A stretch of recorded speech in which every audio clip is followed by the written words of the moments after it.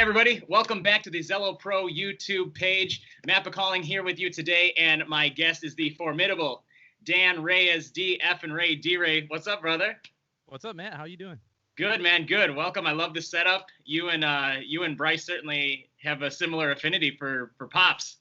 Yeah, we kind of have this addiction for pops, you know. But most of those are my like Dragon Ball Z pops.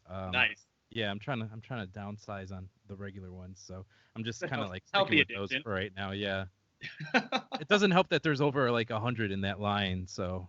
Yeah, I can imagine. Impressive though. Impressive. Yeah. Creates for a good background for sure. It definitely impresses all the ladies too. Oh yeah.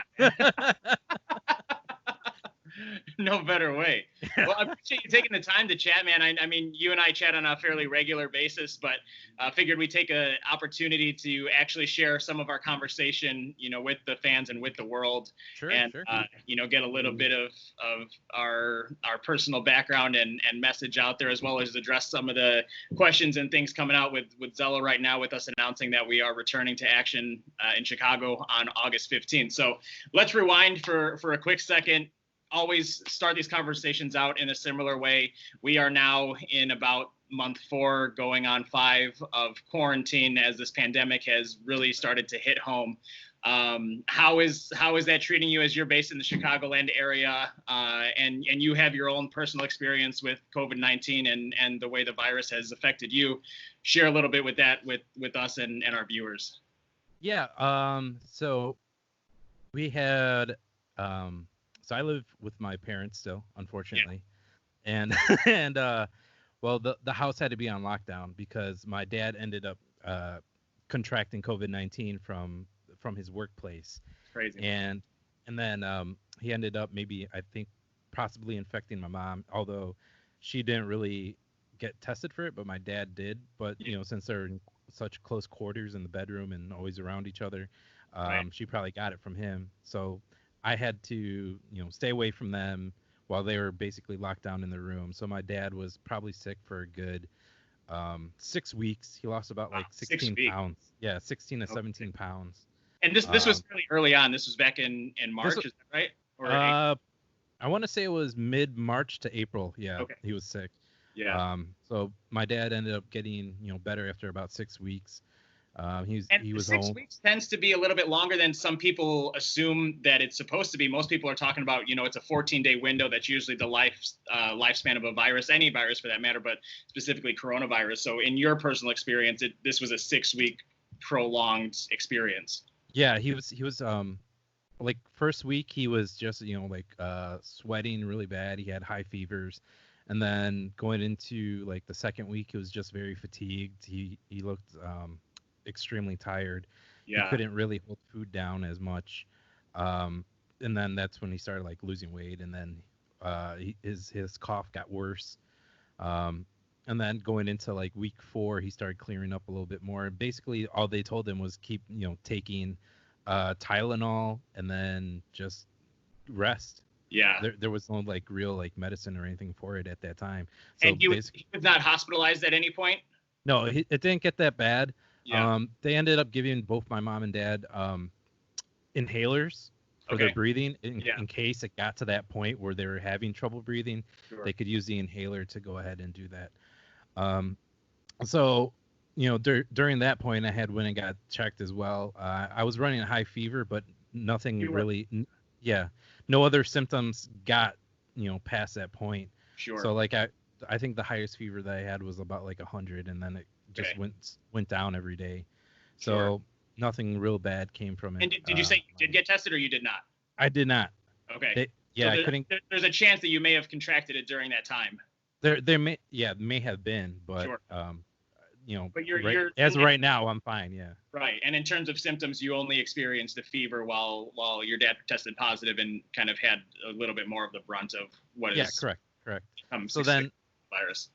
So then the bad, you know, thing about it was like someone else had, you know, gotten sick at my dad's work, and then they didn't shut down the factory or do any type of cleaning at all. They just let business go on. And then once my dad got sick, then they took procedures to make sure everybody, you know, like was safe, everything was wiped down, everything was clean, and like, like they could have prevented this, and Sure. but they did. That's the like the thing that pisses me off about them. Absolutely. Right, because not only have it's not serious or anything. Right, because it put your dad at work, your dad at risk, and then anyone else he came in contact with, including you and the rest of your family. And I think we're starting to see that in a lot of different workplaces where there are there's certainly a lack of seriousness being taken. Where even just personally, my father-in-law is currently not necessarily recovering, but in the heat of COVID-19, and we're about in week or two, and very similar experience and symptoms with issues with breathing, high fever, lack of appetite. Again, not really much that can be done for it other than staying hydrated, taking Tylenol, resting as much as possible, and quarantine yourself from everyone around. And similarly, potentially contracted it in a workplace which may have not been taking it seriously and certainly could have been preventable. And these are just two situations amongst the tens of thousands of potential contraction cases that are out there and still out there on a daily basis. Yeah, exactly. Like, it's so easy to kind of just like say, oh, it's not that serious, like no one's gonna really die from it or anything like that. But then once you see like all the reports coming in and it happens to someone within your family or in your immediate family, then you kind of like, oh shit, like this could be a little bit more serious than it actually is. And it's sad that it sometimes takes that personal experience with it to get to that point of treating it with a level of seriousness and taking it for what it is, which is a deadly virus, potentially, depending on you as an individual and how you might react to it. And there are a lot of different factors that come into play in terms of being able to come in contact with how you deal with it, how you recover. And there are hundreds of thousands who have obviously not recovered from it. And it's a scary thing. And we know personally that there's a lot of people out there who either don't believe in it entirely, don't take it seriously, are not willing to get on board with preventative measures and social distancing and masks and all of that stuff. And we're in a very interesting position because we've seen it now firsthand in our immediate families and can speak to it firsthand. Like we're not just giving our personal opinions or our political opinions or taking it from someone of notoriety who has given their opinion and sharing that. Like these are personal experiences that are dictating the way that we have perceived this, what we believe about it, and how we're going to move forward and educate others about it. And it has to be taken seriously. Like no matter what there is to contradict it, it's something that needs to be taken seriously. Yeah, the one thing I was concerned about the most once my dad had gotten better was the after effects, because I had seen and read things online saying like the lungs take like damage from like the ammonia effects from the COVID. So right now it's kind of hard to get doctor's appointments because everything's going on. They're limited. And then again, my dad's kind of like that old stubborn man. He's maybe, I want to say he's in his late 60s. He might be early 70s, but he doesn't like going to doctors unless there's something absolutely wrong with him. Then he'll go. Yeah. Right. And my father-in-law is in a very similar position. And if you can avoid those settings, that's the way that they're going to choose. Yeah. But there may come a time where it's absolutely necessary, and you certainly don't want to wait before it's too late. And even with, this, like with my personal experience, even with my daughter Hazel, she was hospitalized for a month, not from coronavirus, but from the flu for the entire month of March. And it was a unique situation because a lot of the symptoms and the results of contracting the flu hit her in a way that a lot of people are experiencing with coronavirus. She was tested and tested negative, but she was on a ventilator for 2 weeks. She was in a medically induced coma for well over a week.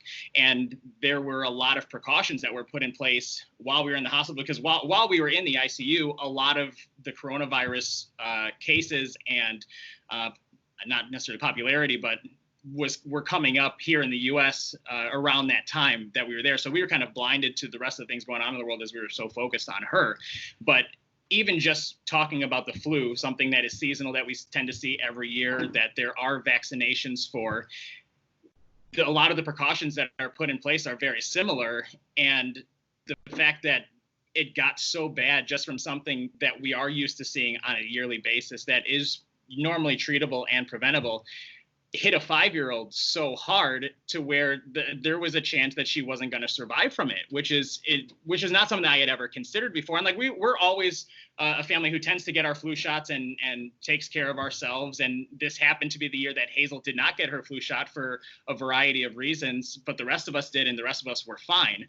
But the fact that she didn't and then got hit so hard with it, and then we're in the ICU for an extended period of time, and that's a scenario where we're not necessarily in a COVID environment, but probably as close as you're going to get to it, and being able to see those effects firsthand and the requirements. I mean, there's a reason why, while we were in the ICU, and anyone who is in the hospital with the effects of any kind of virus, coronavirus, flu, what have you, you're required to wear a mask to protect both the patient and yourself. The doctors and nurses are not allowed to come in the room without wearing the protective equipment of a mask and gloves for an extended period of at least 2 weeks to when the virus is gone. Like, that's just standard hospital procedure to protect the medical workers and the visitors and the patients.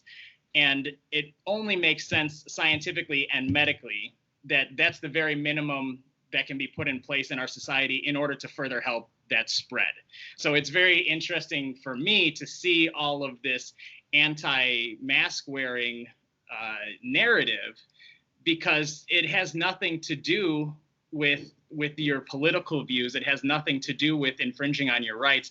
Like, this is something that is so standard in a hospital setting to prevent viral infections, because viruses are transmitted via droplets, which are protected against, whether it's a cloth mask, whether it's a disposable mask, whether it's an N95 mask. It's proven that those type of precautionary measures reduce the risk of infection greatly.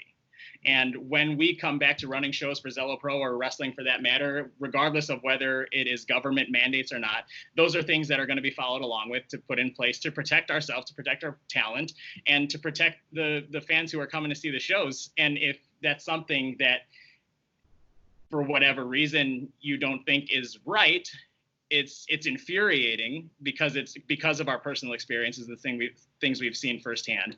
But it's also just the easiest way that we can go about conducting ourselves in order for us to continue conducting business on a somewhat normal level and start being able to put on events again. It's a very long-winded soapbox, but I think you agree. Yeah. Before we jumped on this call this morning, I went to take my mom to get another COVID test. Because she's having cataract surgery. So even the doctors want to make sure, like, the patients, before they even step into surgery, are virus free before doing anything. So, like, if you think, like, us taking these steps before you enter into the building to watch us put on a show for you guys is too much, I mean, doctors are taking it to prevent themselves or you getting from further sicknesses. Exactly. And I mean, that's the thing, like, all of these measures and precautions, regardless of where you're getting your information from, most widely believed in is coming from the medical field. There's a reason why we see not only surgical masks, but just disposable masks being worn in hospital settings anytime there's any kind of viral infection or bacterial infection involved, to protect the person interacting with them and the person who might be there visiting with them and the patient themselves. Like that, if you've never been in a hospital setting, that's what you can expect, is that if you go to the hospital with the flu, let's pretend coronavirus never existed. That's just you're hospitalized for an infection of some sort, whether viral or bacterial. Your healthcare workers will be wearing masks to protect themselves and to protect you, because oftentimes your immune system is compromised when you're already infected. So they're wearing masks to not further infect you with something else that may further complicate the current situation that you're dealing with. I mean, it's very, very basic science and medicine. And that's all that people should focus on and try to practice. And that's for our purposes, is the only way we're going to be able to conduct ourselves and move forward and continue business, and hopefully get back to a point where we no longer have to restrict ourselves with capacities and with interactions and everything like that, because otherwise there's really not an alternative at this point. This is kind of the way that is going to be standard in the way that things are heading, regardless of wrestling or sports or family events. Any type of gatherings are going to require these types of precautions in order for them to happen. Yep. It's wild. So that's our 15-minute tangent on coronavirus and thank you for sticking with us. Yeah. No, but I mean, I'm always interested in hearing, adverse opinions and people who don't believe that this is the right way to proceed, because I want to know where those experience and where those opinions are coming from on a personal level, not just who you saw it from on Facebook or social media and chose to subscribe to and believe their story and their way of doing things, because our opinions are coming from personal experiences, and that's what we're going to share, and that's what we're going to advocate for based on the things we've seen, so that those things don't happen to other people and other families.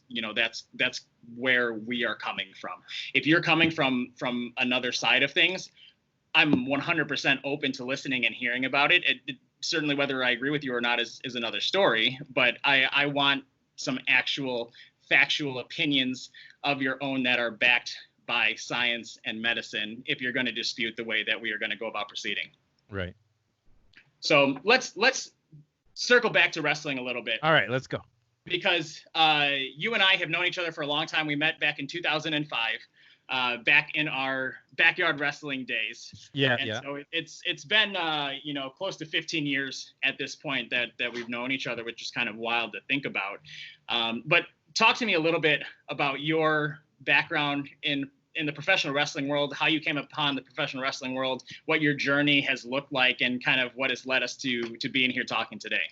Right. Okay. So we met in 2005, but prior to that, I had started backyard wrestling in maybe like 2003, and that's where I met, James, obviously. Yeah. So after like our little like two groups like hooked up and put on shows together, and we went our separate ways, like we started, training together, right? So we started training under Mike Matthews and then Tony Scarpone, and then once Tony did Tony things. That's a whole nother episode. Yeah. Once Tony did Tony things, we sided with Bryce and started training under Bryce for a lot of years. And then from there, took a lot of seminars, started learning lucha with Discovery, who just passed away from cancer during this COVID pandemic. And then, with Discovery, he was really good friends with Skyday. They teamed together, so Skyday came in and trained us as well. So, like I'd do like American training with Bryce like 3 times a week, two times a week, lucha training with Discovery or Skyday. So I was getting my education on wrestling wise. Well versed in worlds. Yeah. So I don't know, like I always forget how long I've actually been wrestling for or in wrestling, but there's been periods where I haven't wrestled, so like sure. I would say in ring altogether maybe about like 7 years in ring experience. Okay, so essentially you started training for independent wrestling in that world back in 2007, 2008. Right. Have been doing it off and on, for a little while then. And do you remember when you had your first match? It was probably about 2008. It was at Cicero Stadium, and it was a galley show because, back then we were helping Carlos set up the ring. We were doing everything with Carlos, as in, learning the ropes and paying dues and stuff like that. So it was a Cicero Stadium show, and I think it was a 5-on-5 match. I just remember a lot of people being in the match. My team was Mason, Caselli, I want to say Marks was in the match, me, and then this other guy, Chilango, who was a lucha guy. And then on the other side was Kalisto, Isaias, Jordan Pride, I want to say Lamar Titan, and then someone else, probably another lucha guy or someone else. But it was because I forgot someone didn't show up, and Tony was just like, yo, D-Rey, you have your boots? I'm like, yeah. He's like, go get them. I'm gonna throw you in this match. And then I borrowed a pair of tights from Caselli that he had, and yeah, that was it. I don't remember really doing much in that match, but Sure. but afterwards I remember just like Isaiah and Jordan saying, "Oh, you should have done more. You could have like done a little bit more here and there instead of just come in and do that." I'm just like, "Okay, cool." Like I just didn't want to like forget anything. It's your That first was match ever. Yeah. yeah. Quite a So situation. so yeah, it was just weird being out there like okay, like at least like if I do something, there's like four other guys Right. on the side that All could, things considered, it's yeah. probably the best first match situation to be in because Yeah. you rely on the others, and there's certainly quite a bit of experience in those 8 to 10 other guys for sure. Yeah, for sure. So like I was just like, okay, this is pretty comfortable then. Yeah. So I mean, you've worked for Gali a handful of times. You've worked for Freelance in its initiations, and a handful of other promotions around the Midwest. And you mentioned that you've kind of gone on and off from the competitive side to kind of behind the scenes side. What in your experience, do you prefer one over the other?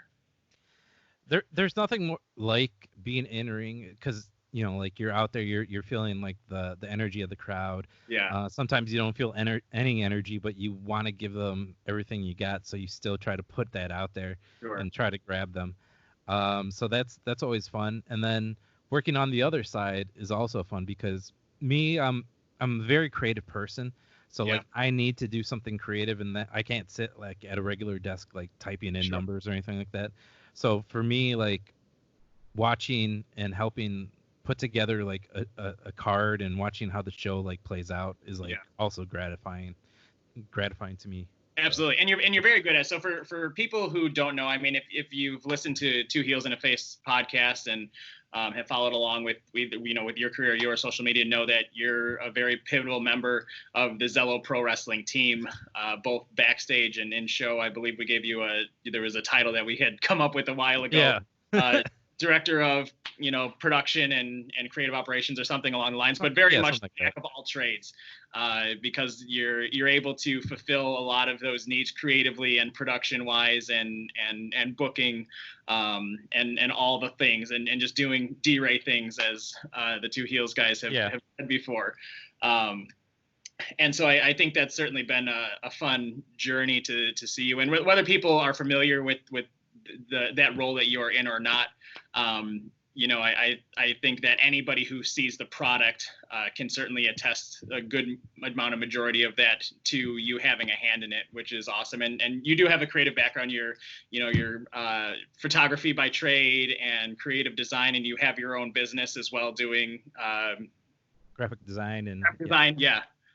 Exactly. So, I mean, I think those are all things that certainly kind of go hand in hand, especially in the professional wrestling world.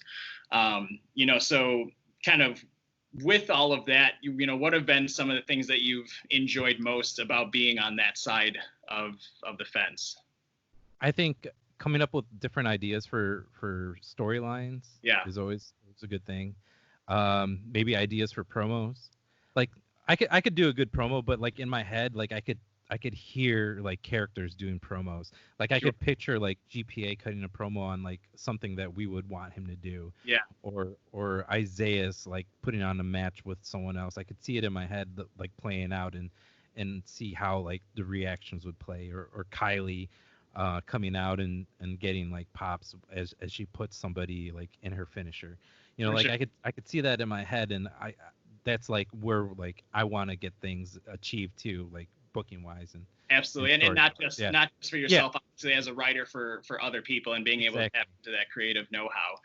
But you've always been a lifelong wrestling fan, right? Yes, definitely, for sure. And like go on. Yeah, like I've been watching since like I was a kid, like I don't know, maybe like 7 or 8, something like that. Yeah. But like right now it's kind of like on hiatus with with no crowds. It's kind of just like it's hard to watch. And who is your favorite of all time? Favorite of all time? Bret Hart. Yeah. Bret Hart. It's a good one. Without a doubt, yeah. So now I know that you're also as having kind of lived and trained in the lucha world and being a fan of the Eddie Guerreros and the Rey Mysterios of the world. I was with you when you met Rey Mysterio for the first time. Yeah. Tell us a little bit about that story. Okay, so like I got that painting made for like of Rey and Eddie, and I wanted to get it signed, so like I brought that, And like I'm just nervous because like Rey's one of my idols. Like Yeah. I've watched him in WCW and just seen like how small he was, and like me, I'm not built tall, so Sure. so like I always took to Rey as kind of like a hero. Yeah. And meeting him was just like awesome because I was just like, here's this guy that I've seen like do these incredible moves in the ring, do stuff like I want to do, and like he's in front of me, and now I get to talk to him and like meet him, and like I was just like very like shy and nervous. I was just like, oh, sorry, sir, like I, like I went back into like that rookie mode of a wrestler, like in a locker room meeting someone and just having like the utmost respect for him. So I was just like very like nervous like when he spoke to me, and I was just like, oh my god, like he's actually like taking like time with me and talking to me and like Because showing me the painting that you've had made, if anyone hasn't seen it, it was a portrait painted of Eddie and Rey wearing their gear from the Halloween Havoc match, right? Correct. And he had not seen that before, or it was an original. Yeah, I don't think he had seen it before, although like the image had been like online. Yeah. So he saw it and he was just like looking at probably the picture of like himself and Eddie and just like having like memories, so Yeah. so he looked at it and he's like, oh man, how could you bring this to me and not give it to me? And I'm just like, oh, I'm sorry, I fucked up. So then I apologized for swearing, and then like he showed me a picture of the mask. He had just gotten it like remade, so he showed me a picture of it, and I was just like, oh man, that's so cool. And I'm like, well, I could get you one made and send it to you. And so I got one made, but I haven't been able to get a hold of him, or he hasn't. All right, so I gave him my email address instead of my phone number, which was a total mistake. So hindsight is 2020. Yeah. I was just like, oh man, I should have given him my phone number instead. Yeah. Well, if Rey's listening, you've got it on the line, ready to get his way. Yeah, I tried to go through someone who works for the company right now, but yeah. Incredible. I mean, it was super fun to watch play out, and if anybody follows you on social media, they can see the pictures there for sure. Oh yeah, definitely. So, kind of looking at towards the future of professional wrestling and Zelo Pro specifically, kind of seeing how much uncertainty there is. There's certainly a silver lining in the fact that we are planning on returning with very strict restrictions in place and protocols that we're going to be following. But August 15th, we announced this week, is going to be our return to Joe's on Weed Street in Chicago with a 50 fan capacity based on the regulations of Chicago reopening and Illinois phase guidelines. What do you expect with this event? What are you looking forward to? And, what can the fans expect to see if they are either coming to the show or able to view it later? Well, I expect fans to be very happy with being in a live crowd again. Yeah. Seeing wrestling in Chicago, I know lots of people have been asking me when we are coming back to Joe's live, because we're in Milwaukee, we're in Kansas City, right. We were doing shows at the baseball stadium, but we had not been to Joe's in maybe like 6 months, 7 months. It had been a while. So people were asking us when we were going to be back there. So I feel like they're going to be excited to be back at Joe's. They're going to be excited to see us wrestle. They're going to be excited to actually be in a live crowd again. Right. Although it's going to be limited spacing and possible, as much possible social distancing as there could be. They're still going to be happy to see each other because, like our fans love to like talk with each other and they see each other at other shows. The social community or the wrestling community here in Chicago is very social and they know each other. They're very respectful of each other and they're friends. Right. So I'm expecting them to have a good time, even though it's going to be limited. They're going to be seeing a great card that we're going to be putting on for them, some new faces that we want to introduce into Zelo wrestling, and I feel like they're going to have a good experience and a good time in a safe environment. Right. And I think that's certainly the key. We put out what can be expected in terms of some of the guidelines. Masks are going to be required. Cleanliness is of the utmost importance. Joe's is very much in line with all of the guidelines that are coming out of the city of Chicago and the state. We're really following their lead when it comes to a lot of the precautions being put in place, because as the venue, this is their home. They are the ones who are truly not just liable, but are responsible for conducting the business of the venue. And they're doing other shows. They have some comedy shows that have been planned and are going to happen a couple of times a month. So they're really going to get their feet wet over this next month, even before we get in there, as to having people back, both in their bar, in their restaurant, and their patio rooftop that's open right now. So we're really following their lead on all of the restrictions and guidelines in place. But regardless of that or not, we would still be putting our own precautions in place, because if you listen to the first 15 minutes of this, you understand why. So we're going to be able to do this as safely as possible. And if the time comes after August where we are able to continue doing this on a regular basis, whether that capacity restriction loosens a little bit or not, we're going to have to take 1 month at a time, essentially. But for the time being, our goal is to hopefully if August goes well, to continue doing this at a similar capacity, at a similar rate, so that we can keep giving the fans an opportunity to see wrestling live again in the safest way possible, without putting our fans or our talent at risk. And that's certainly something that I'm excited to see. And it's so fitting that August is special to us, because that's our anniversary time. Exactly.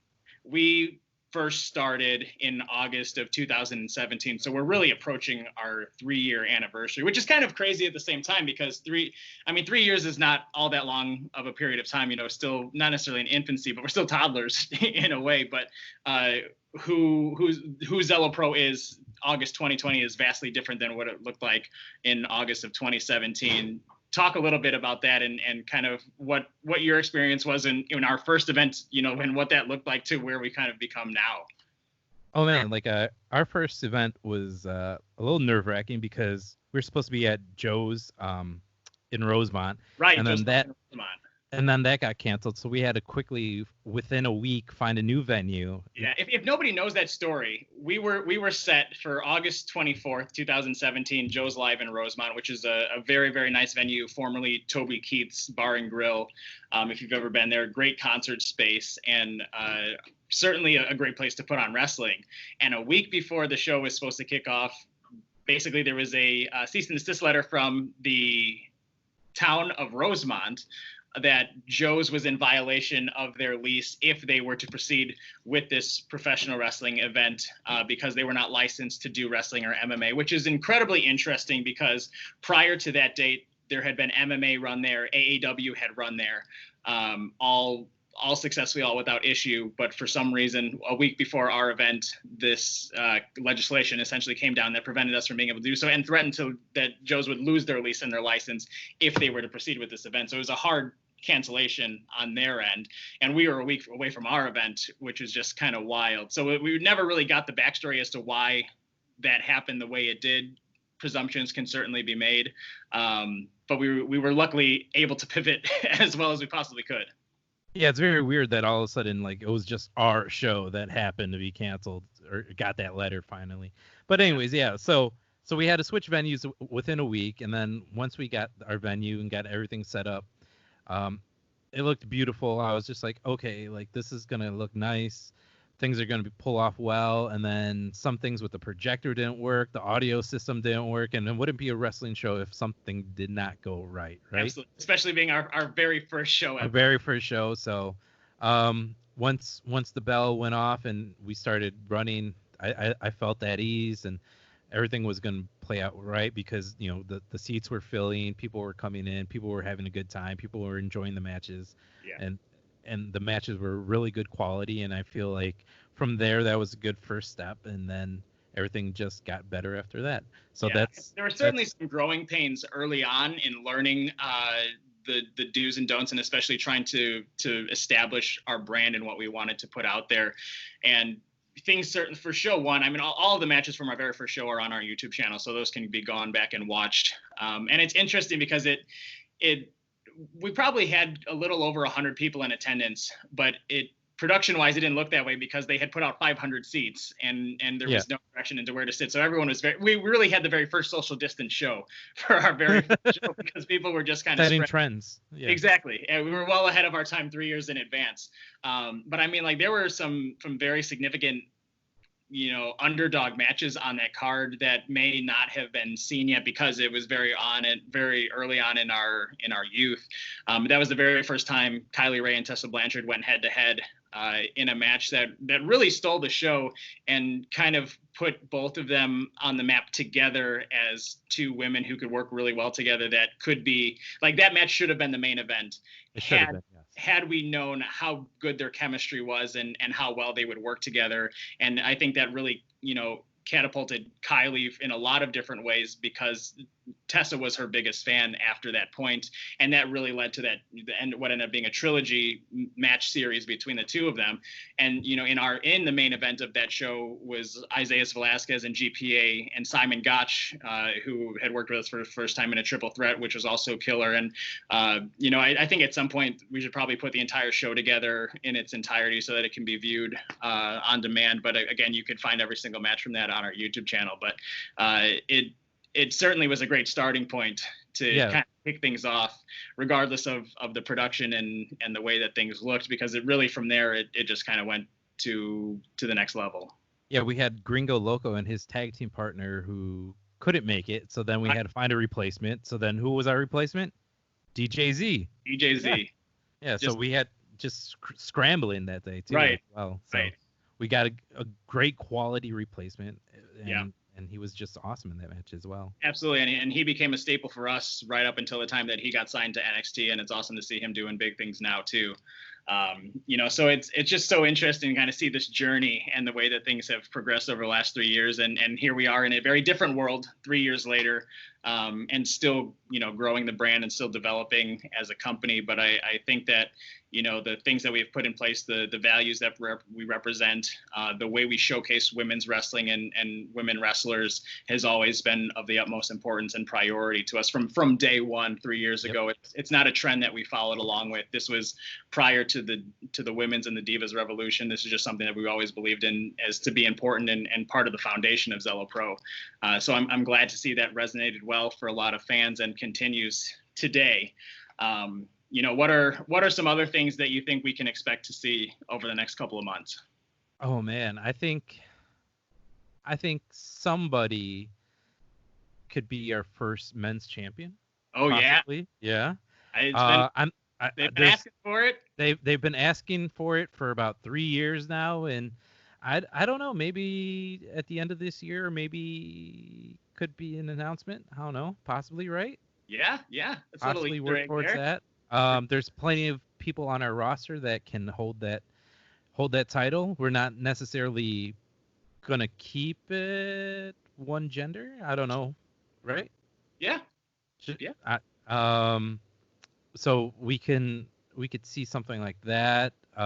We could see maybe new tag teams, new faces, possibly someone that we've been trying to bring in on previous shows that get canceled or flights get canceled. Yeah, due to weather. Yeah. And hopefully some new venues too. Yeah, new venues. We love being in Chicago and we love Milwaukee and exploring new places like we did in Kansas City. But, we have always said that we want to truly be a Midwest company. So certainly seeing us pop up in some other Midwestern markets are, all things holding constant to the rest of the world, is likely that we could see some other opportunities there too. Yeah, with each show we try to improve one thing. So production could be better the next show. Some new format could be introduced. You never know.